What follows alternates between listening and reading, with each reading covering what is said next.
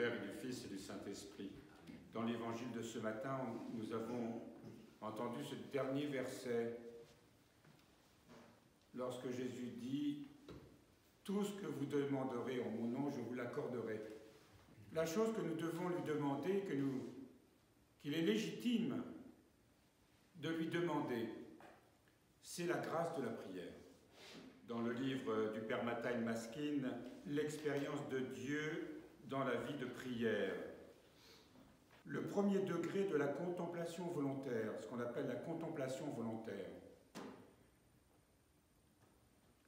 Son succès dépend de l'amour que, dans son cœur, l'homme porte au Christ et de ses dispositions à se concentrer sur un sujet déterminé qu'il contemple dans le fond de son cœur et de sa pensée, tout en demeurant prêt à recevoir toute orientation spirituelle.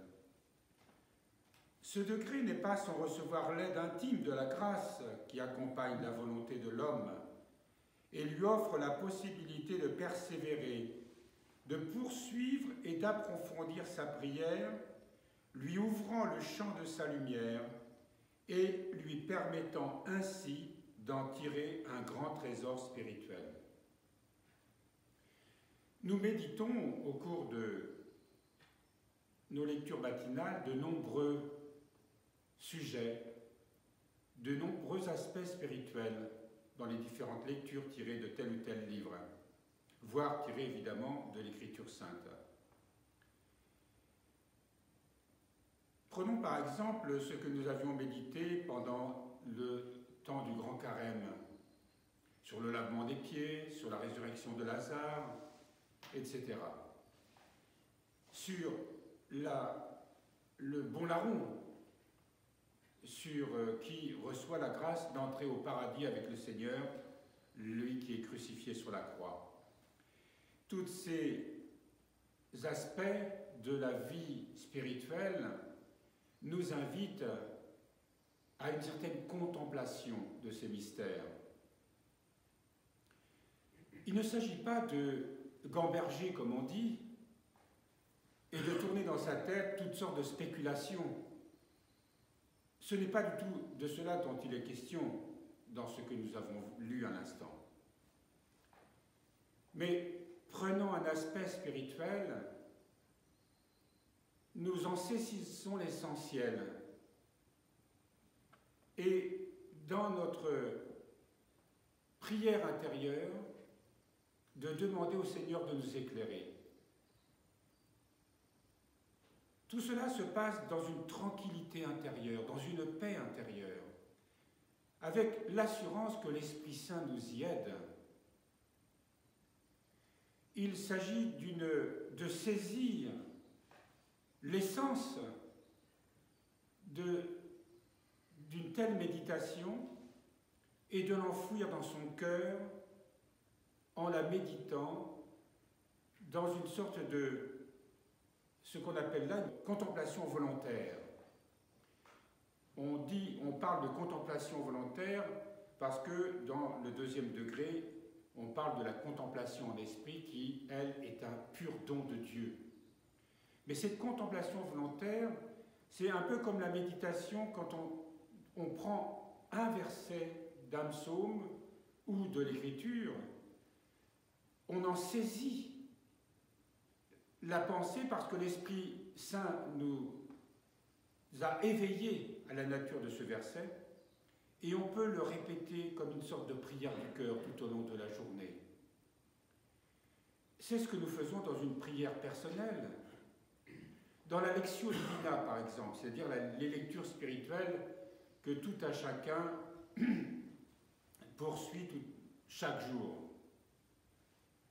Il est évident qu'il ne s'agit pas d'avaler des pages et de se dire « voilà, j'ai encore lu un ouvrage intéressant » et puis on passe à autre chose. Ça, ce n'est pas de la Lectio Divina. La Lectio Divina suppose un esprit de prière, une lecture où on demande à l'Esprit Saint de nous éclairer, de nous guider. Peu importe si nous lisons une page, 2 pages, 3 pages ou 10, il est vrai qu'il y a des pages qui n'attirent pas notre esprit d'une manière particulière. Mais cependant, dans l'ensemble, si on demande vraiment à l'Esprit Saint de nous éclairer, alors quelque chose en nous va rester de cette lecture.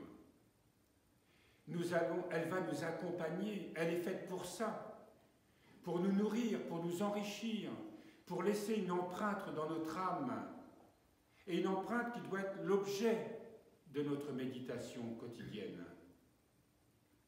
Voilà ce qu'on appelle la contemplation volontaire. Comme nous le rappelle le père Mataï Maskin, c'est contempler dans le fond de son cœur et de sa pensée tout en demeurant prête à recevoir toute orientation spirituelle.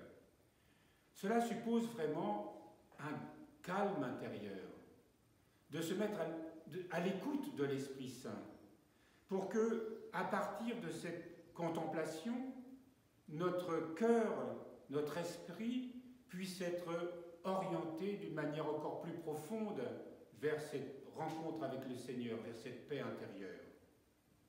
Si notre esprit divague, s'il spécule sur toutes sortes de choses, ce n'est pas de la prière, ce n'est pas cette contemplation volontaire. Et il faut s'en affranchir tout de suite. Une pensée qui erre, qui s'égare, qui spécule, ça peut très bien arriver, même quand on pratique la prière du cœur, soudain notre esprit est attiré par quelque chose qui nous paraît urgent. Ça peut être un sujet spirituel, mais au fond, il s'agit là plus d'une sorte de spéculation intellectuelle ou de cogitation qui n'a rien à voir avec la prière et qui, au contraire, nous en éloigne.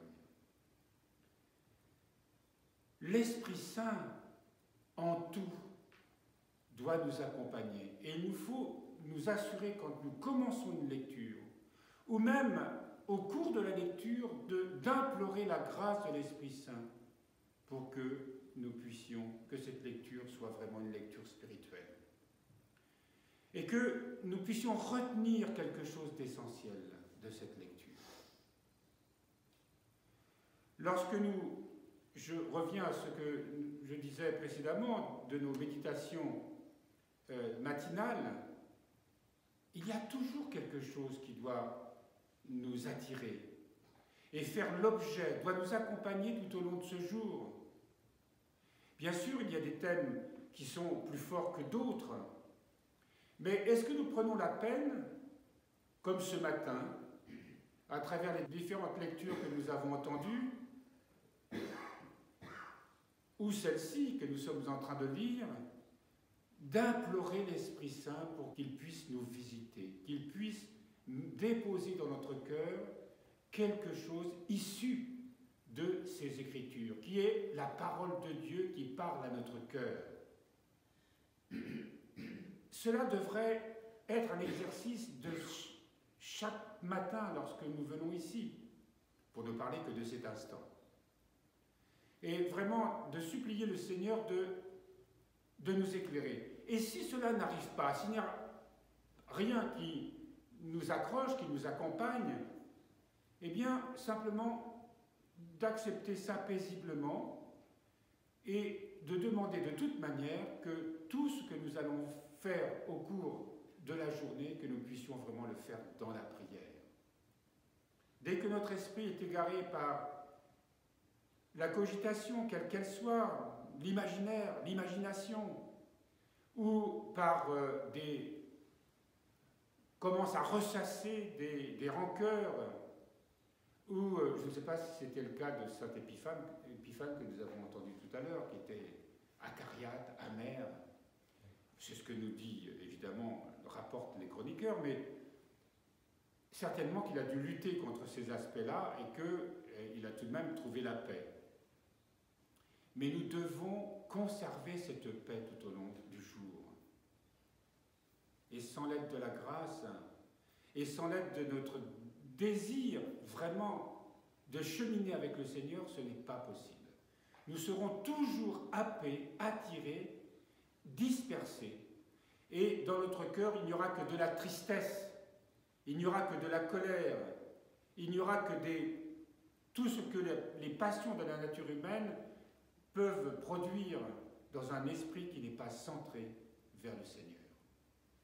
C'est pour ça qu'il est nécessaire que nous puissions lire comme nous le faisons chaque jour et demander au Seigneur la grâce de saisir quelque chose qui sera le fruit de cette lecture et qui pourra nous aider à maintenir dans notre cœur une sorte d'ancrage pour que nous demeurions le plus possible dans la présence de Dieu.